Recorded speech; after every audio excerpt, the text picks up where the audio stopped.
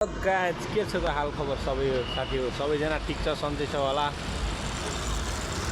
इटरी चोकमा छु इटरी चोकमा हैन नाइट लाइफ इटरी चोकको यस्तै छ दामी छ चहल पहल छ इटरीमा हैन यस्तै गाडी आइरहेको छ जान्छ हाम्रो मेन चोक इटरीको त्यो विराटनगर जाने बाटो यो धरान जाने बाटो यताबाट सिधै पश्चिम गाईघाट यताबाट सिधै पूर्व है हामी चाहिँ मेन चोकमै बस्दिन्छौँ हैन।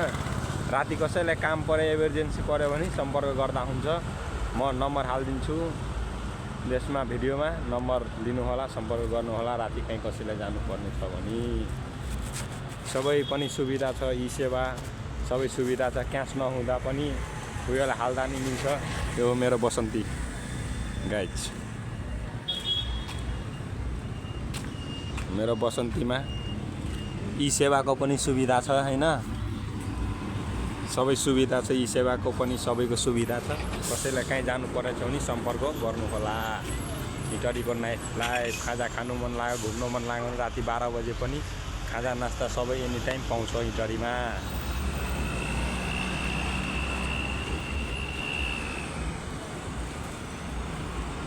उता खाजा नास्ता यता पुरै खाजा नास्ताहरू सबै पाउँछ राति जतिखेर नि भोक लाग्यो भने कसैलाई आउनु मन लाग्दा सम्पर्क गर्नु होला।